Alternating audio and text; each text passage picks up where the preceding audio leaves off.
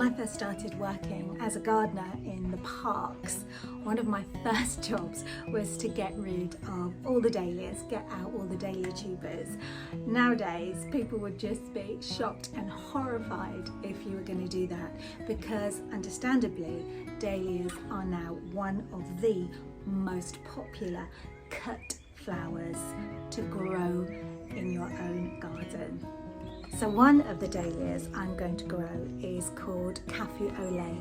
Now that has been one of the most popular dahlias for people to grow in the last couple of years. It is incredible, doesn't do it justice.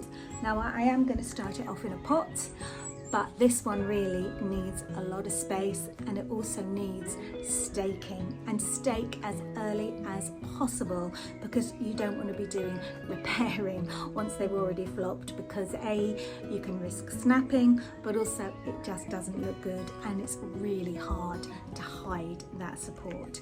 So going to start it off in a pot, bring it on. I'm going to have a go at taking cuttings once it starts to grow, and I'll show you how to do this later. And once the weather has stopped being quite so biblical, I'm going to put this one in a raised bed here amongst my vegetables, and it's going to be part of a little cut flower patch. The other dahlia I'm growing is a Negroni Sunset. Now I've not grown that one before.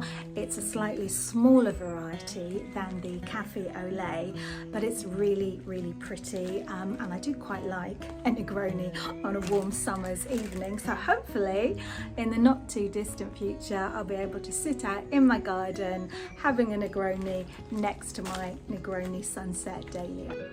So let's just have a closer look at a dahlia. So I think it is amazing that something so kind of lumpy and probably a bit ugly, I hate to say it, can produce the most amazing, showy, colourful blooms. But this is a tuber, so all the energy of the plant is stored in these little babies here. So a bit like a potato, and like a potato, dahlias come from South America, which is why they love it to be hot. So usually I would have got my dahlias going a bit earlier, but it's been so wet I've had to wait. But it's a lot warmer today, the sun has been out, and I've just got to get on with it. So for planting my dahlias, I'm going to be using peat-free multi-purpose compost, but the one I'm using today has got added John Innes. Now what is John Innes? You may well have heard this name. You use a compost with John Innes number 1, John Innes number 2, 3, whatever. Don't worry about it. Basically, John Innes is a recipe. It's the name of a recipe. There's a long story behind it, which I won't go into, but basically it's what people used to use a lot before you could ever buy bagged peat compost, let alone peat-free. And it is a combination of different ingredients with lots of grit or sand for seed sowing compost and soil. So that is the key. And what this does, it stops a bit of kind of slumping in a pot, which is what you can get. So I try to use a John Innes based multi-purpose compost when I'm planting something that's going to be in a pot, but it's going to also be on my very windy coastal garden up on the balcony, so it needs to be stable, and this will certainly help. Also, a John Innes mix means that it's good at buffering. Now what does that mean? Simply, buffering is storing up nutrients for when your plant needs them. So it just means that it's going to hold on to those nutrients rather than them being washed or leached out of your pots, which is what's been happening a lot with this awful wet weather we've been having. So my dahlia, which is a very hungry plant, is hopefully going to be really happy. Noisy birds is going to be really happy living in this pot through the duration of the spring and summer.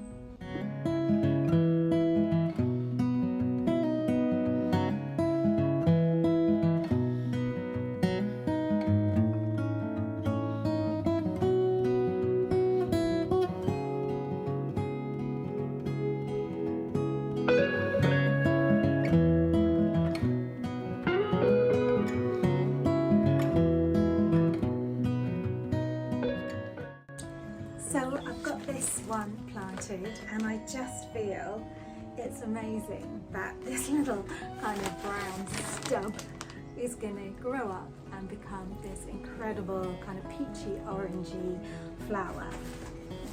Don't forget, always label whatever you're putting in a pot.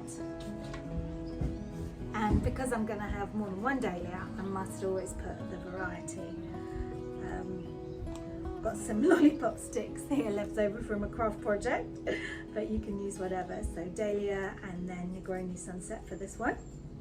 So one of the issues with John Innes, because of the extra ingredients that it has, like grit and the loam, it makes it that bit heavier. So I would always recommend that you water when you've got your pot in its final resting place. Otherwise, it's going to be so heavy to move. Mine is going to stay in this pot throughout the summer. I will feed it in about 6 weeks' time with a liquid fertilizer. So with the Cafe Au Lait, as you can see, it is a bit bigger with much bigger tubers because it is going to produce massive, I hope, massive blooms. So what I'm going to do is put it in the same sort of pot with this compost, because I'm not sure how long it's going to stay in the pot for.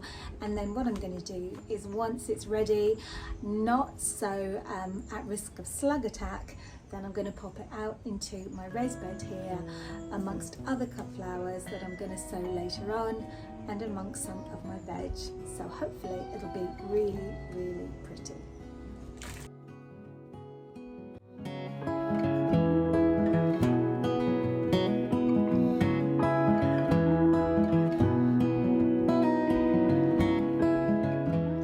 So all I need to do now is give them a water once I put them where I want them to stay.